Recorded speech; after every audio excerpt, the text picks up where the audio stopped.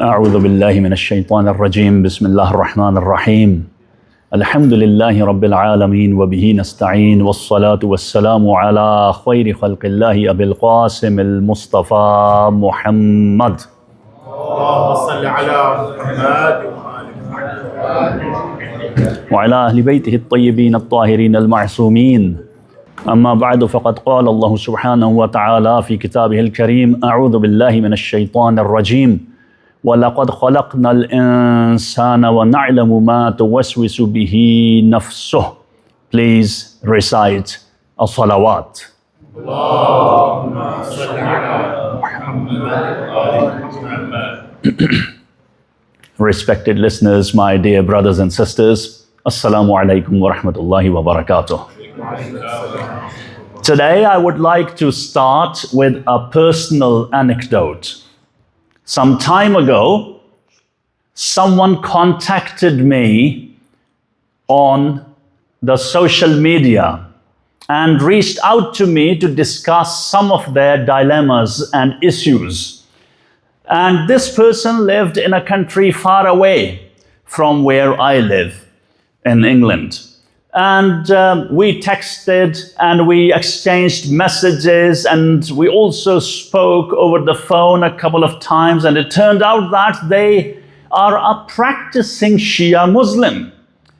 But they had some serious mental health issues. So serious, and they had had so many setbacks in life that they had started to have thoughts of committing suicidal thoughts. And they told me that despite their faith, and despite being a practicing Shia Muslim, they almost attempted to commit suicide a couple of times, but their faith always helped them in the end. Regardless, they were living a very difficult life. They were having a very hard time. And so I continued to chat with them, exchange messages with them. And one day I got to meet them in person. And when I met them, I was surprised, almost shocked to see a beautiful person full of energy, a vibrant personality, a person full of smiles. And had they not told me beforehand what was going on in their mind, I would have never guessed what lied behind that smile.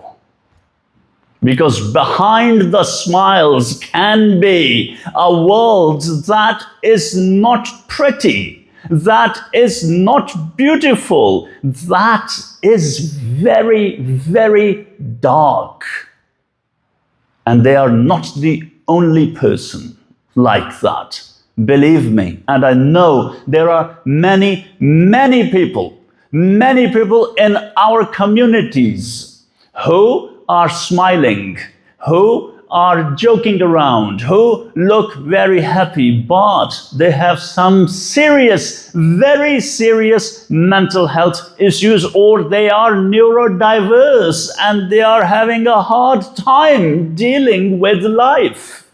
And you see, I've used two terms, mental health and neurodiverse or neurodiverse condition or neurodiversity. And I will unfold these terms in a bit, but as you know, today's topic is Behind the Smiles, Mental Health Matters. And I have carefully selected this topic for this occasion, the third lecture of this series of lectures. And as a matter of fact, I find this topic so important that in my point of view, this is perhaps the most important topic of this whole series of lectures. And therefore, I always, each year, during the Muharram and Safar period, give at least one lecture on this topic, because this topic is not discussed that often in our communities, and a lot more needs to be done when it comes to mental health,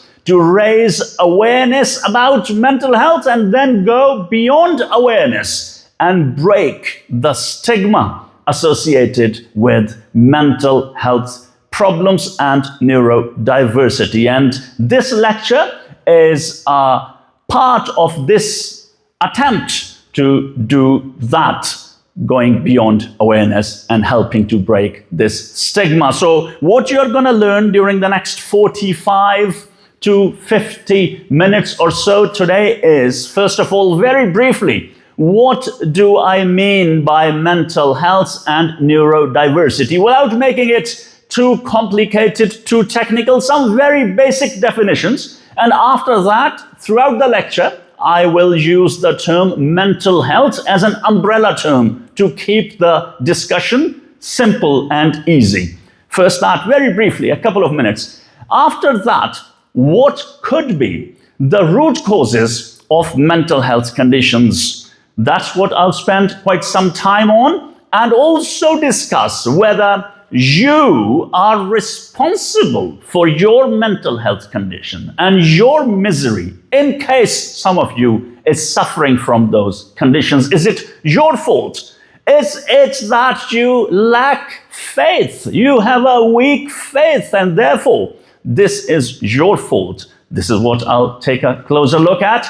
And after that, how can we as individuals, parents, and members of the community help break this stigma? What we need to do, a brief discussion on that.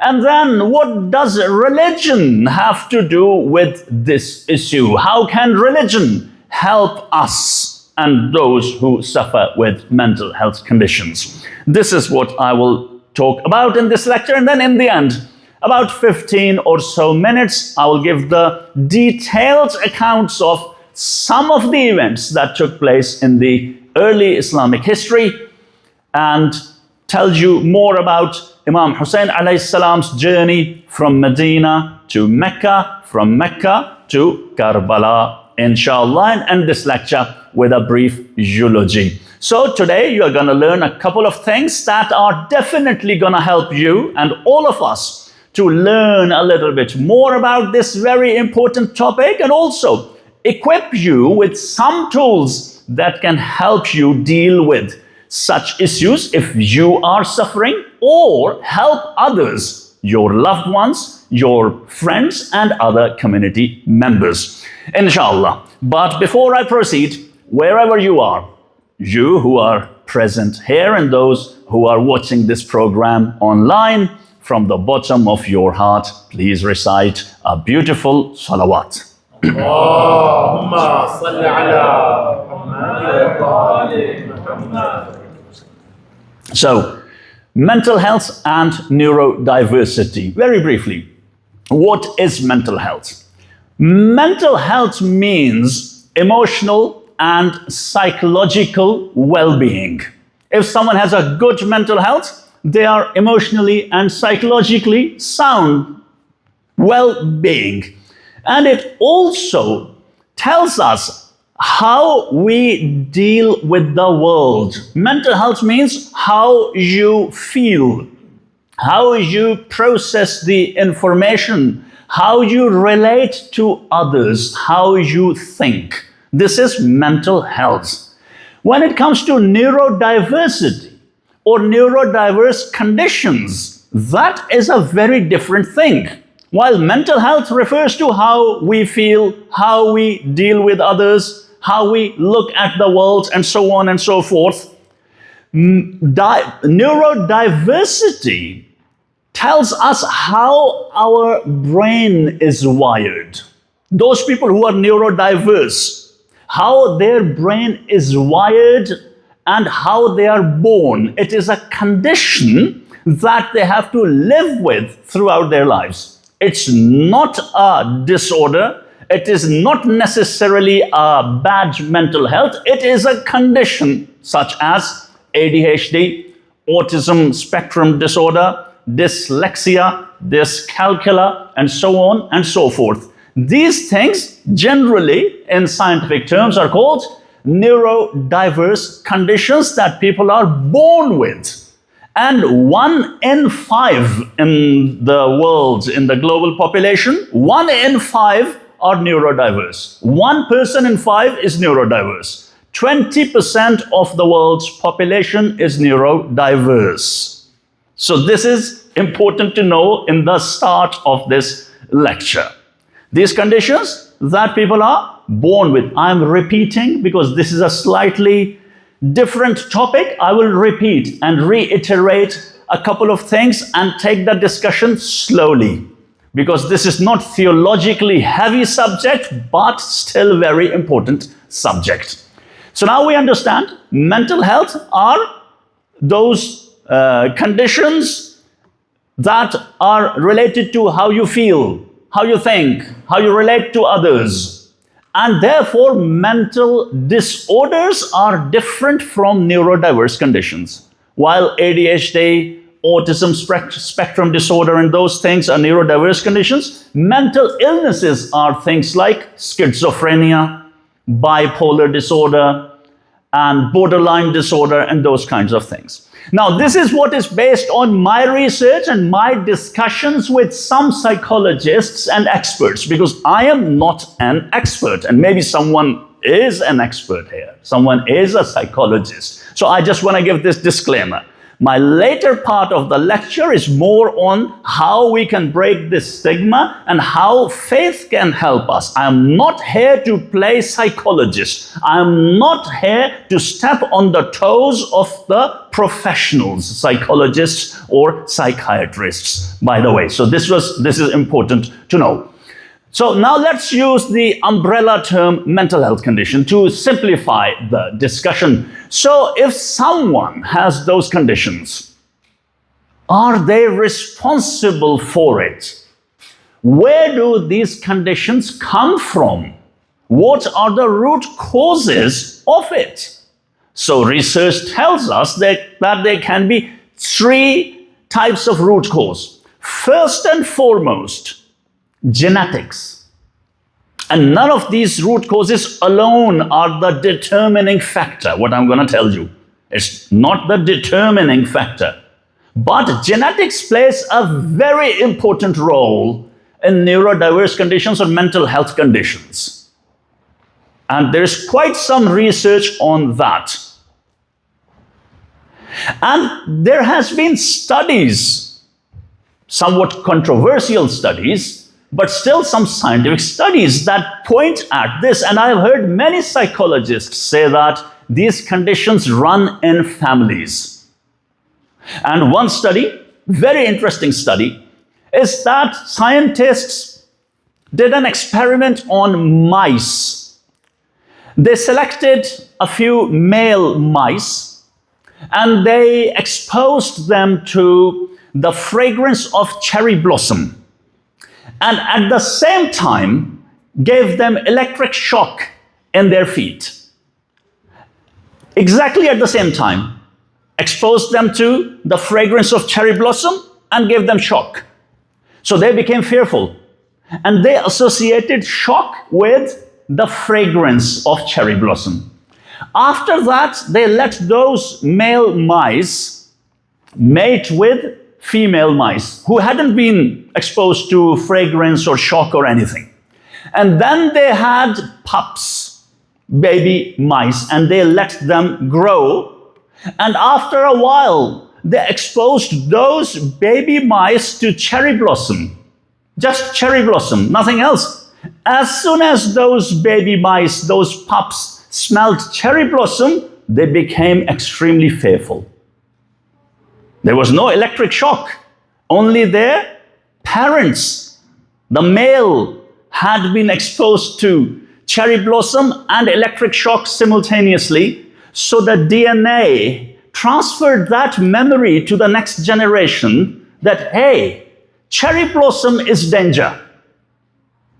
Now, this is one study that can be controversial, and you need to do many, many experiments before a theory can become an established fact. So I'm not saying that this is the fact, but it points towards something.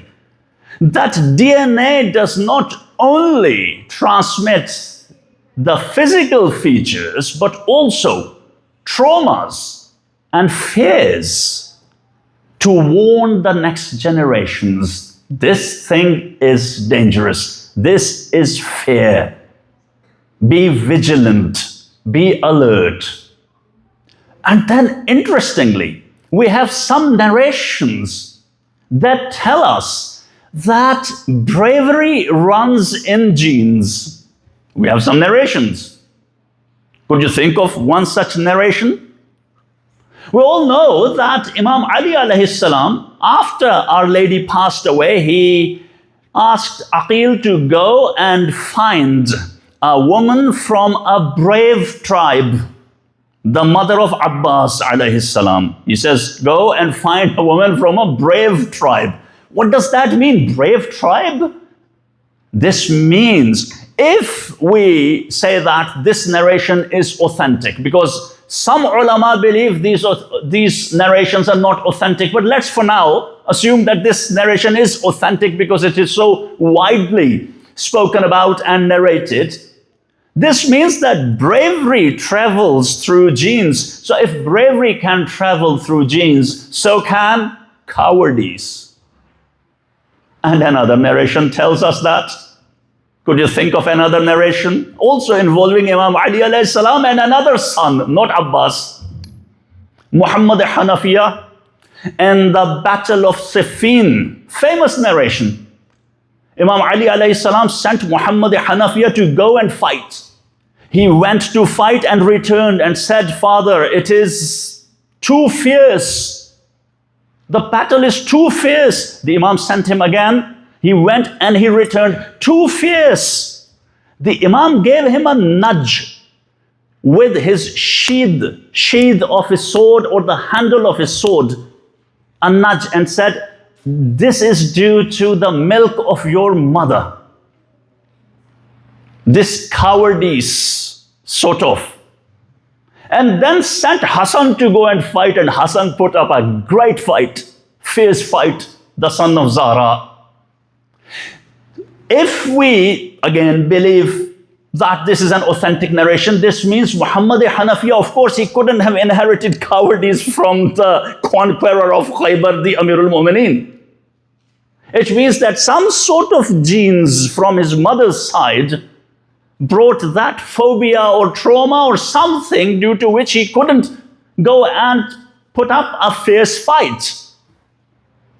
This is an academic discussion here. No, we are not trying to belittle anyone. We are not trying to insult anyone. Just an academic discussion. Already I said, assumption that this narration is authentic. So maybe traumas also travel through genes. So the point is, if you have certain trauma or fear that you have inherited, regardless of what the reason may be in the divine scheme of things, I'm not getting there.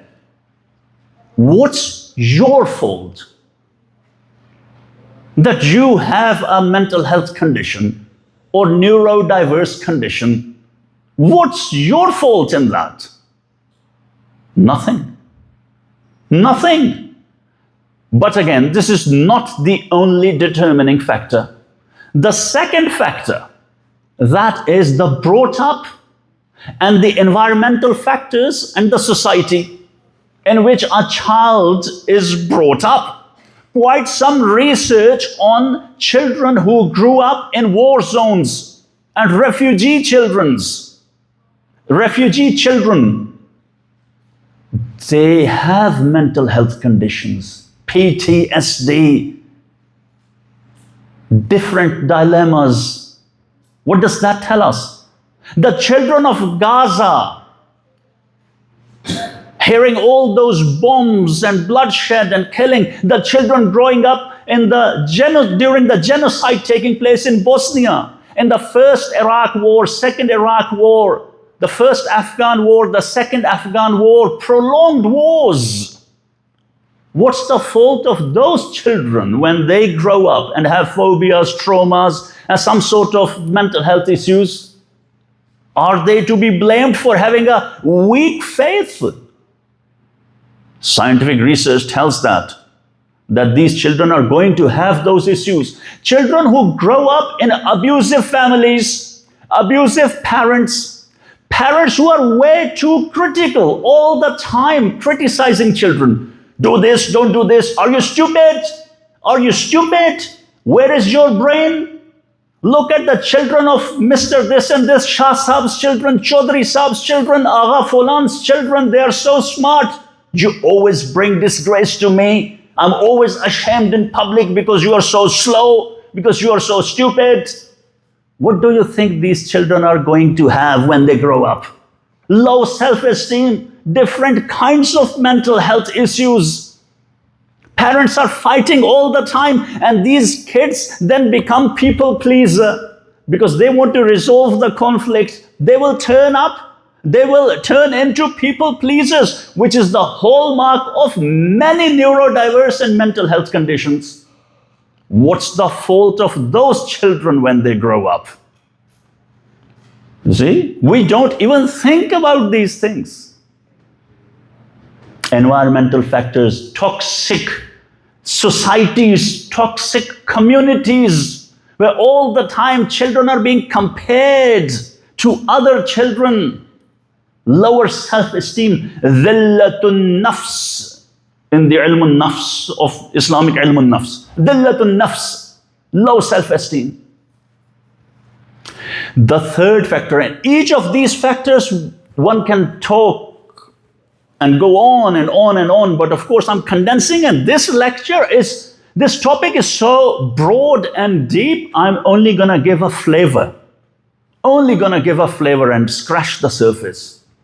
The third factor is drugs abuse and excessive use of alcohol. That can create mental disorders and exacerbate neurodiverse conditions. Exacerbate. There is quite some research that says that if someone abuses drugs, they become schizophrenic, they become paranoid. People mix drugs with alcohol, and all those things happen. I'm telling you, and should not be a taboo to talk about these things. If in this society, God forbid, you are exposed to such a thing, forget about halal and haram. Of course it is haram, but even forget about halal, haram. It's gonna ruin your mental health forever. And these things stay in brain for a very, very long time. Very, very long time. So these are the three key reasons for mental health issues. And I have done it very quickly, condensed it, this part of the lecture. The question is, none of this, apart from the third factor, if someone has done drug abuse and all that, the other two root causes are not the fault of anyone. Either it is genes or it is what they were growing up in, the kind of circumstances, families, society, community. So how can you tell people, this is your fault, you have a weak faith, shaitan is controlling you, you are a sinner, you are being punished? Because this is what our mentality is. And that's why we have such a strong stigma attached to it, that we hide it. We don't want to tell anyone our children are neurodiverse. My child struggles with studies not because he is stupid. He just has different kinds of skill set. If a child has dyslexia, they can't read text very easily, but you can overcome it. You can overcome it. Dyslexia, you can overcome it by hard work, by repeatedly reciting, reading. So much so that one of our prime ministers of Norway, Erna Solberg, a very smart woman, she has dyslexia. She ended up becoming the Prime Minister of Norway because luckily she is not Shia or Muslim. Otherwise she would be judged so much that she would become completely crazy. Lucky for her. Because we have such a strong stigma attached to these things. Research tells us that it takes on average 10 to 15 years for a person to come out and realize that they need help. 10 to 15 years, and people never come out. Some people come out in the age of 50, 60, they go and they want to get a diagnosis. Some people get diagnosis at 70 or so. But in our communities, it is very difficult. Let me tell you, only last year or so, I went to recite a majlis somewhere, and I was sitting there, and a kid came running and just hit me on my head. 4 or 5 year old kid. I was shocked a bit. I thought, the kid is a bit mischievous. Okay, he's a child. The father came immediately running to me. So sorry, Maulana, so sorry, I apologize. He's mentally not right. He said in a derogatory term. I stood up, I was sitting. I said, no. He's okay. He's okay. I said, is he neurodiverse? Yeah, he has this. I said, why do you have to use this kind of apologetic and derogatory tone for your own child? Yeah, it's okay, he's a child, but don't use these kind of terms. I didn't say this to him, but I said to him, it's okay. Because we are so afraid. We are so ashamed. But at the same time, I know parents in England, for example, they're very open about neurodiversity of their children. They're very open. And some people are doing very good, having good careers, because very early on, they figured it out. What was it that they were struggling with? And then they equipped them with the tools, and slowly, they studied. They're just different. And they made a career and all that. It is very important that we break this stigma and this taboo, because people are struggling, people are suffering. People are suffering big time. Parents are forcing their children to become engineers, doctors, IT specialists. Okay, doctors, they memorize a lot of things. I don't know how much mathematics is involved in that. But if it is numerate degrees and someone has dyscalculia, they just can't work with numbers, and you're pushing them because it's very important for you to have this prestige. My son or my daughter has this degree. They can't. It's too difficult for them.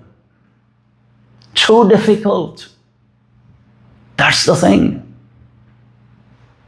And we're not even aware of it. Not aware of it. There can be so many different kinds of conditions, and I can't describe each and every. And as I said, this lecture is not about psychology. I'm not a psychologist, but just to make a point and scratch the surface.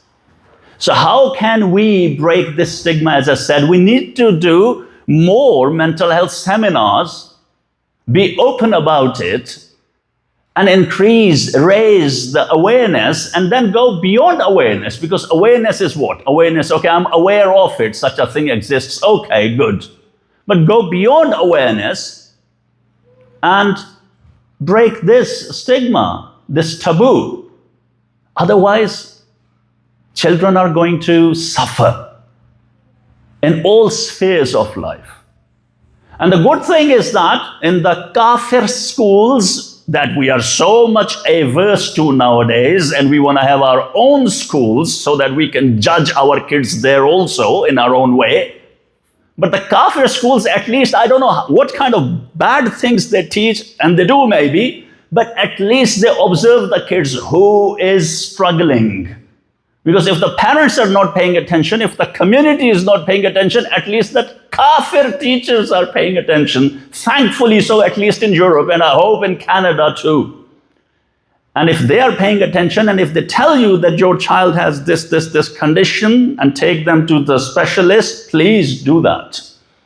This is my request. So, and there are so many conditions, as I said, but we force our kids, we don't show any understanding, and our community members, our relatives also, because we have no empathy. At most, we can have sympathy, and even we lack that. We lack that. And empathy, forget about it. Sympathy is to feel pity for someone. Empathy is to be in someone else's shoes, which we hardly ever do. We can have sympathy. Sign log hai. You understand? Very colloquial. When someone is a little bit slow, someone is neurodiverse, Sai log, Sharif aadmi hai. Sharif aadmi. These are very colloquial words in Desi communities, which basically means, yeah, he's slow. Their kids are, yeah, they're a little bit slow. Kiske hue hain. These kind of words. That's it. No, we need to help one another. And also, keep an eye on community members. Let me tell you a very interesting anecdote. It's sad though. It's sad really. About almost 2 decades ago, in one of the European countries, I used to go to a Desi mosque. I hadn't entered the industry of Azadari back then. So I used to go and attend majlises. And I saw a brother who used to recite Nauha and Marsiya. Beautiful voice, beautiful, very kind person, gentle person. And we used to have a chit chat once in a while. But I never saw him saying prayers, Salatul Jama'ah. So one day I stood outside the mosque and was having a chat with him. And I said to him, why don't you join Salatul Jama'ah? Why don't you come and say prayers? I just wanted to invite him to prayers. He says, no, I don't. I thought he was an extreme malang or something, anti-salah. He said, no, I just can't. I said, why? Why you can't say prayers? You, mashallah, recite poetry and all that. He said, well, I have been ordered not to say prayers. I said, ordered? Who has ordered you? I've been commanded not to say prayers. I said, who? He said, those whose ziyarah I get to do. I thought, this sounds interesting. So I said, whose ziyarah you get to do? All of them? He said, all of them. I get to do the ziyarah of all of them, referring to the 14 infallibles. I get to do the ziyarah of all of them. Now, this is 2007 or so.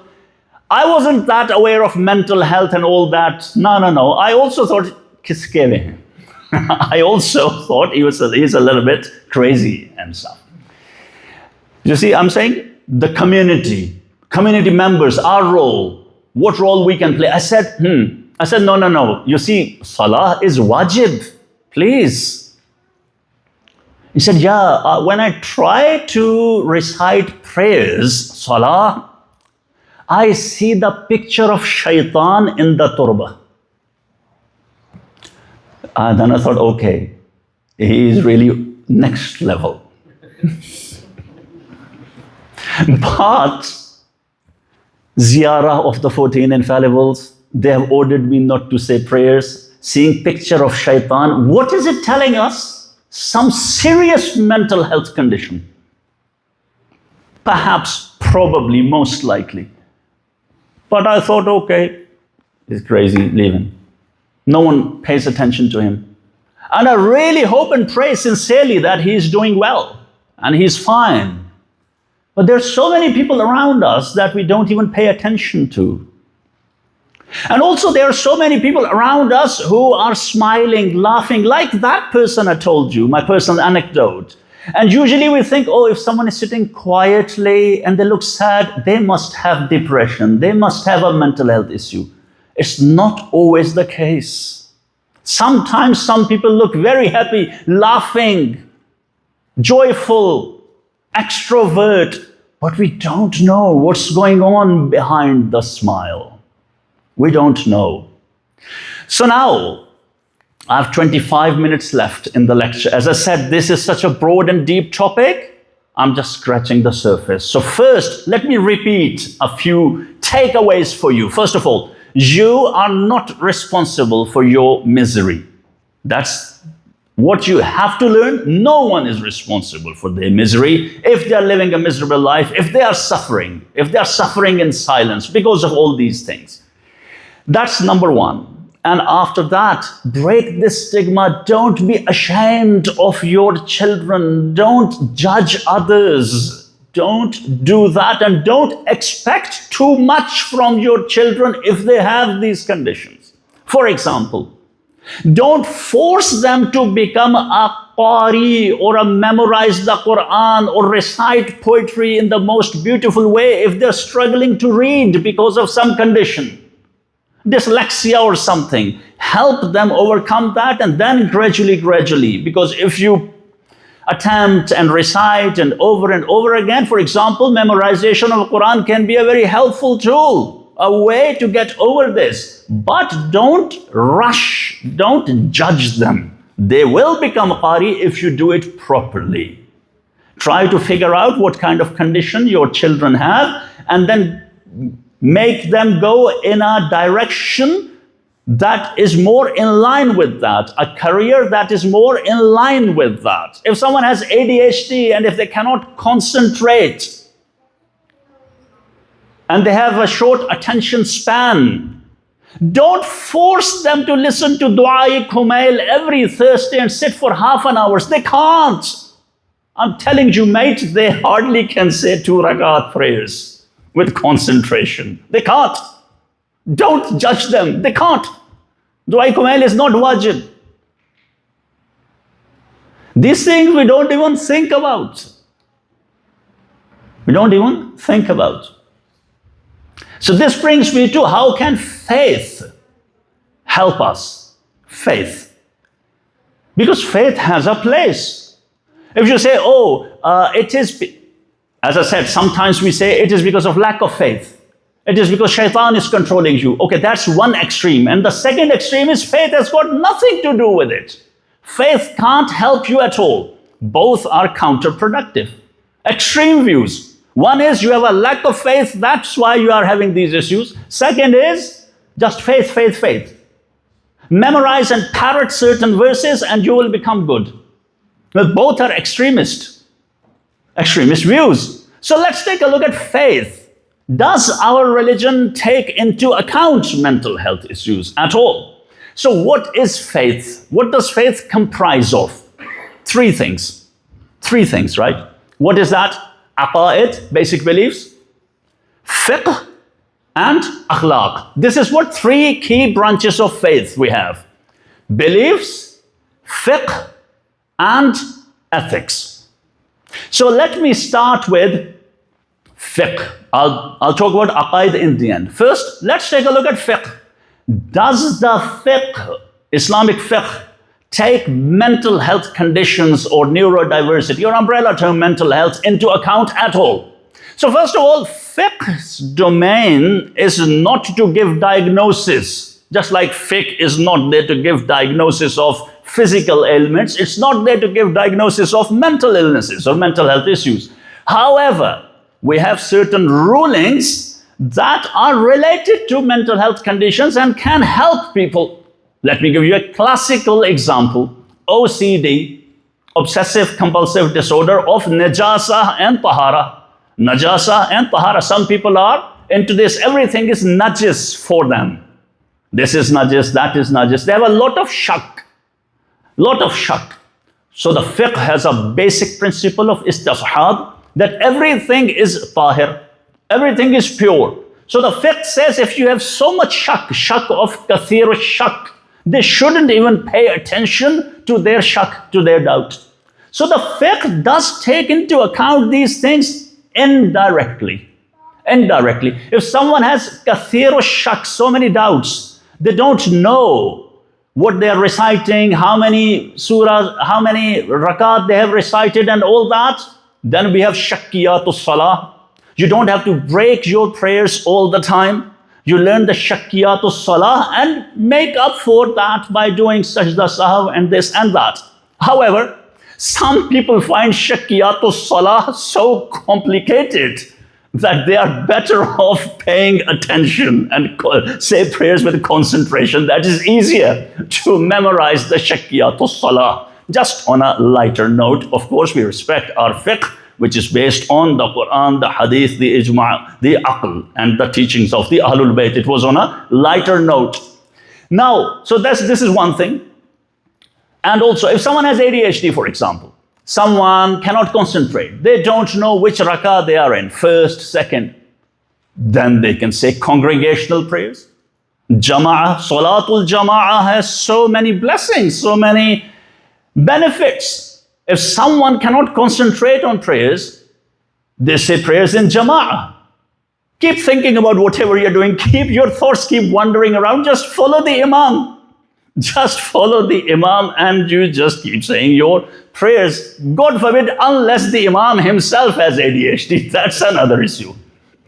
That's another issue. So the fiqh takes these things into account. Another classical example.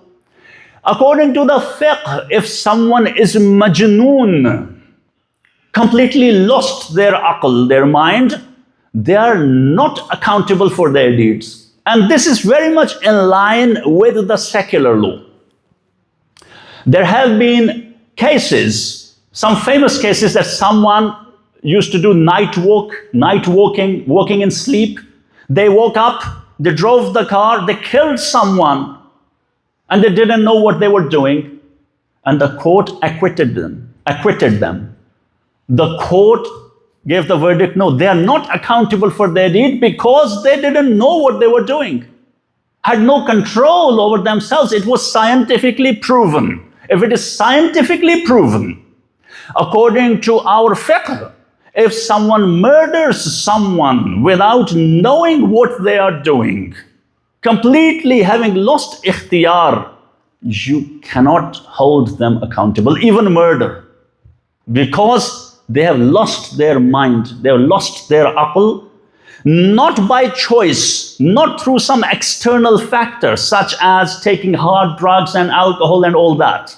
If you do that, then you are accountable for your deeds. But other than that, if it's scientifically proven that someone is schizophrenic, they don't even know what they are doing, they will be segregated, they will put in captivity so that they don't go on and hurt others, but they can't be punished. This is our fiqh. So the fiqh does take into account this neurodiversity, mental health conditions indirectly. And there is much more that needs to be done. And as we proceed and progress and more scientific research is done and more scientific research is brought in line with ijtihad, I expect that more and more fiqh related to mental health will be done in future. Just to give you a basic flavor of it. Then the next thing is akhlaq. Islamic ethics. Does that take into account mental health conditions? Yes, it does. It does not spell it out. It does not say that it is mental health condition, but ilmun nafs, it deals with the nafs, the workings of the nafs, the mind and all that. And for centuries, Muslims, Shia, Sunnis, they have been writing about it.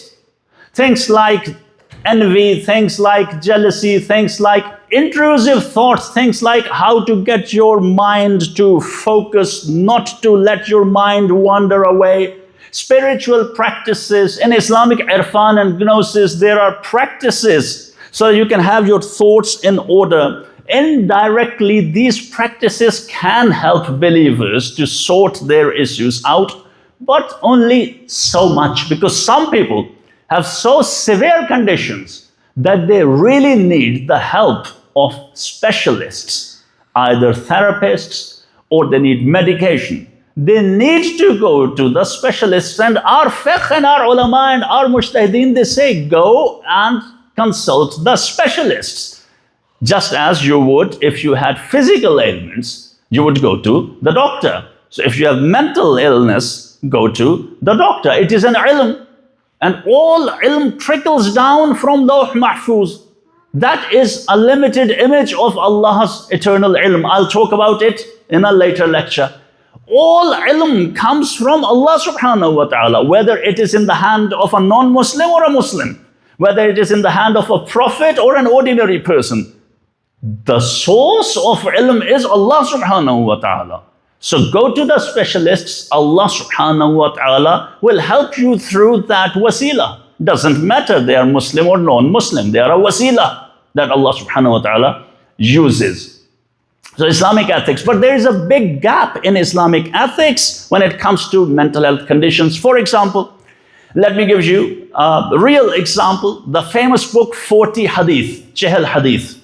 Hadith number 25, very interesting hadith, is about shak and shak of tahara and najasa and those things. And the author writes in a very beautiful way, but condemns the one who has this shak and uses really strong language. This person is playing into the hands of shaitan. This shaitan, this, that. Condemns this person, that you should not have shak about tahara and najasa. But the book was written 50, 60, maybe 70 years ago. And they did not think about mental health and stuff at that time. Not even once does the author hint at the possibility that such a person might have a mental health condition. Not at all. So maybe we need to write annotations to the classical Islamic ethics books, annotations and update, and write new books of Islamic ethics to fill that gap. And there is quite some research taking place in our marakis and our centers and seminaries. And I hope and pray that as we progress, just like fiqh, there will also be more work done to fill these gaps in Islamic ethics and bridging that gap between psychology and mental health and Islamic ethics. Then the third thing, aqa'id, the basic aqa'id. And believe me, our aqa'id are so beautiful. Our aqa'id are there not only for us to prostrate and do ibadah, but also to help us deal with our conditions, our mental health conditions, setbacks in life and all that. These aqaid, as I said, alone, just by parroting the aqaids, we won't solve our issues. But by reflecting on the aqaid, they can help greatly in times of difficulty, in times of confusion, in times of those mental health issues coming to the fore, which is very common nowadays in this postmodern world. The kind of lifestyle we have, the kind of individualistic lifestyle, the rise of the social media, the rise of AI and all that, this greed and this hedonistic lifestyle, this extreme capitalism, all of this is doing what? Is waking up all those tendencies that people had that had not been activated yet. The things maybe they had inherited. They were more prone to having mental health conditions, and now this lifestyle and this society is exacerbating those things. Therefore, more and more people are having those mental health conditions. More and more people are getting this diagnosis, which is also a result of increased awareness, but external factors really affect. External, as I discussed earlier also, external factors, environmental factors, societal factors affects one's mental health. And if we live in a conducive society, if we sit in a conducive, positive company, then mental health can improve. This is elastic. The good thing about mental health is it is elastic. It can get a lot worse, but it can also get a lot better. A lot better. And faith helps. Faith helps big time. But some people have reached a point where they badly need medication or therapy, and only then they can start to think a little bit more clearly, and then faith will help them. If someone is suffering in dark depression, and you tell them about Allah and be grateful to the bounties of Allah, they will swear at Allah, God forbid. It happens. They will become angry at God, angry at faith. It happens. So do not do maw'izah to them. Take them to the specialists first. Bring them to a little bit more normal condition, and then remind them of God. Then remind them of Akhirah. Then remind them that this world is a temporary place, and it helps big time. These aqaid help big time. And Allah subhanahu wa ta'ala knows what goes on inside us. I recited verse number 16 of Surah Qaf in the opening sermon. Allah subhanahu wa ta'ala says, وَلَقَدْ خَلَقْنَا الْإِنسَانَ وَنَعْلَمُ مَا تُوَسْوِسُ بِهِ نَفْسُهُ We have certainly created mankind, and we certainly know what their soul, what their nafs, or in simpler terms, what their mind whispers to them. Allah knows. Allah is aware, fully aware, has full knowledge of it.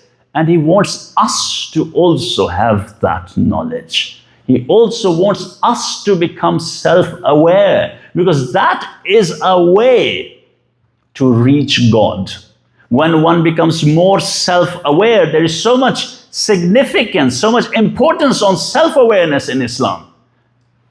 Learning about ourselves. So while mental health issues can be a threat, we can turn that into an opportunity to learn about ourselves, how we think, why we think so.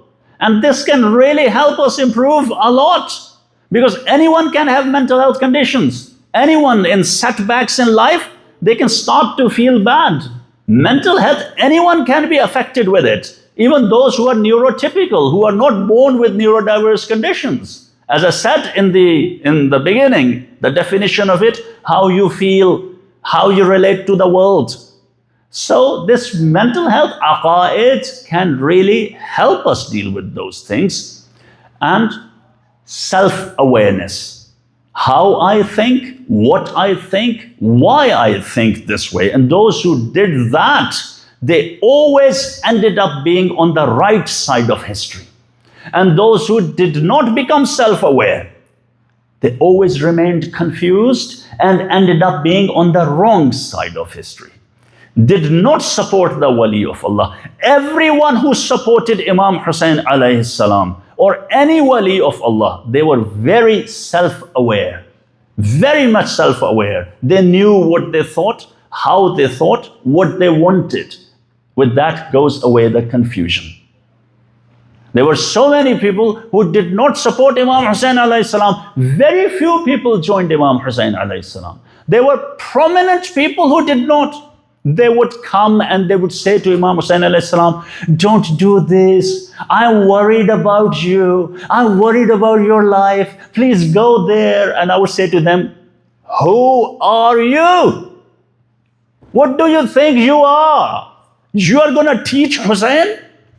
I can understand you are kind. You want to be nice to Hussain. You want to teach Hussain what to do, what not to do? While the Holy Prophet ﷺ has said, Al-Hasan wal-Hussain imaman. Hassan and Hussain are both imams, whether they stand up or sit down, whether they make an uprising or they don't. What does that mean? Follow them. Don't try to be their guide. There were people who didn't join Imam Hussain alayhi salam, only gave him kind pieces of advice. Imam Hussain alayhi salam, yesterday I talked about history, left Medina and went to Mecca. Arrived in Mecca on the 3rd of Sha'ban and stayed there for 4 months and 5 days, which is a long period. In that period, everybody got to know that Hussain has refused to give the oath of allegiance to Yazid and has risen up. Hussain has done qiyam by leaving Medina. Imam Hussain alayhi salam announced his uprising.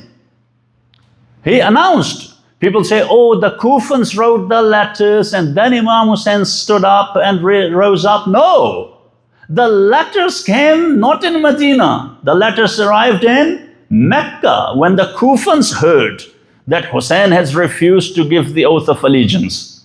So then there was this man, Sulaiman ibn Surad al-Khuza'i, a prominent man in Kufa. He gathered the tribal chiefs and prominent people of Kufa in his house, and he asked them a question.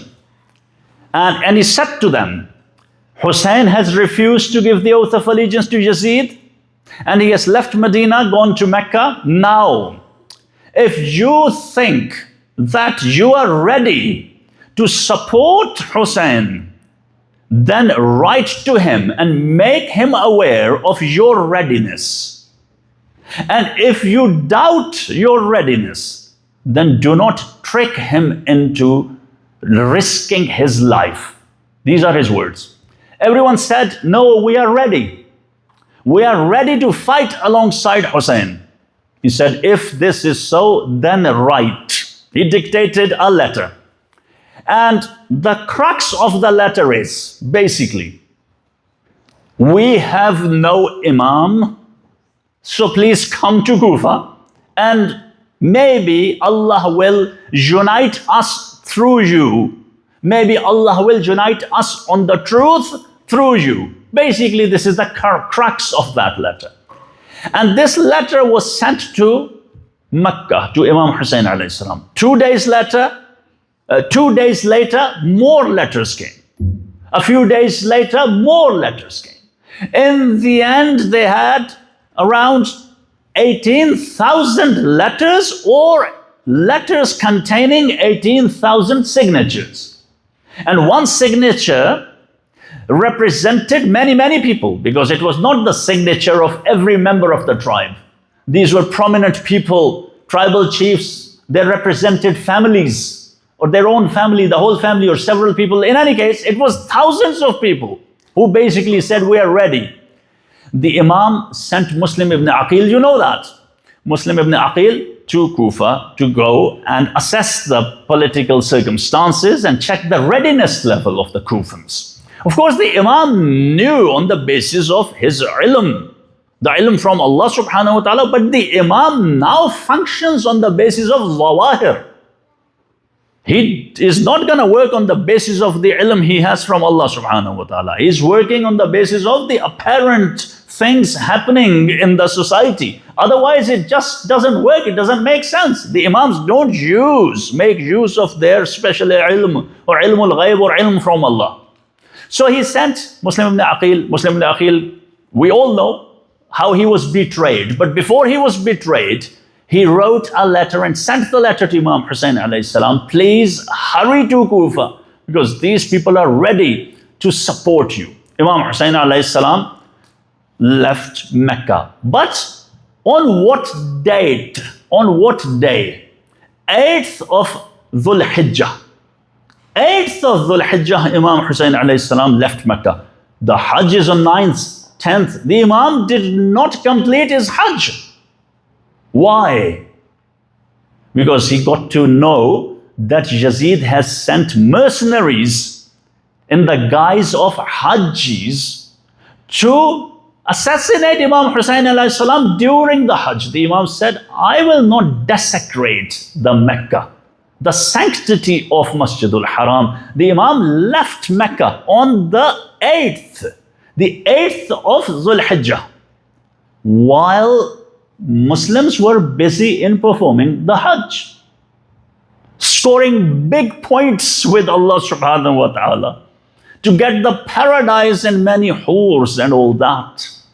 While the soul of the Hajj, the soul of the religion has left Mecca. The embodiment of the Kaaba has left the Kaaba, and you are busy in performing the Hajj. So what is left in that Hajj? Except that it is just a tiring physical exercise. No one joined Hussein except a few, including some people that Shia Muslims revere and look up to. People like Farazdaq. Many Shia people look up to him because he was a poet who wrote couplets in praise of the al-Bayt, and especially the people of the subcontinent love poets and look up to poets. Farazdaq. The Imam left Mecca, and outside Mecca he met Farazdaq, who was going to perform the Hajj. The Imam said to him, what is the situation in Kufa? He was coming from Kufa. He said this famous sentence, that the Kufans' hearts are with you and their swords are with Yazid. Farazdaq said this. After that, interesting bit, after that, Farazdaq asked the Imam a few masail of Hajj. What to do, what not to do, not to kill a fly, not to eat this, that, not to put on perfume, whatever, so that he could score big points, sawab, and said goodbye. Khalas, you go. I'm going to perform the Hajj. Farazdaq, the hero of some Shias. Everyone who did not join Hussein is in my eyes zero. No matter how many couplets he has written. Zero. Unless he has a Shari'i Jawaz or some maslaha, Muhammad ibn Hanafiya, Abdullah ibn Ja'far and some people. Everyone who did not join Hussein, halas, zero. The Imam left and continued. So remember, the Imam is going to Kufa, not Karbala. He has been invited to go to Kufa. Time's pretty much up, but I need to complete this history. So then they continued and reached a point called Sharaf or Sharaf. Over there, they loaded up the water supplies. And that's where Hur arrived with 1,000 soldiers, horsemen, 1,000 horsemen. He's the commander of 1,000 horsemen in Ibn Ziyad's army, Hur. And Hur says that I've been ordered to take you to Kufa. They wanted Imam Hussain alayhi salam to reach Kufa not freely, because if he arrives freely, people join him, he makes an uprising. No. Sort of pretty much as a prisoner, controlled. Hur said, I am here to take you to the Amir ibn Ziyad in Kufa. Imam Hussain alayhi salam said, death will befall you before you do that. So Hur said, what to do? Hur said, okay, I will write a letter to Ibn Ziyad asking him what to do. In the meantime, you keep moving and I will keep an eye on you. So he wrote a letter to Ibn Ziyad. This is the condition, this is the situation. I've met Hussein. Hussein is not willing to go to Kufa like that, like in captivity, under my control, what to do? And now Imam Hussein continues to move. And Hur with his horsemen, 1,000 horsemen, also continues to move side by side, keeping an eye on the Imam. And then, either on the 1st of Muharram or the 2nd, both types of narrations. Some narrations say on the 1st of Muharram, but most narrations say on the 2nd of Muharram, the Imam had just entered a place called Nainawa. And Karbala is a part of Nainawa. That they had just entered that place, that they saw a horseman rushing towards them. And he came near the camp of Imam Hussain and Hur, both. They were in the same place pretty much. And he completely ignored Imam Hussain, did not say salam to the Imam and said salam to Hur, and handed over a letter from Ibn Ziyad. And in that letter it was written, be harsh on Hussain and take him to a barren place, a barren land away from the water.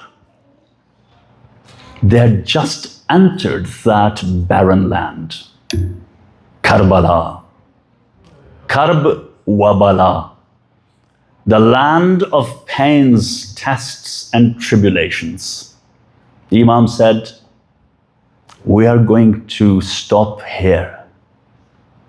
This is where Imam Hussain alayhi salam and his family and his companions are going to stay for the next 8 days. This is the land of tests. And in this place, something is going to happen that the earth has never witnessed in the entire history.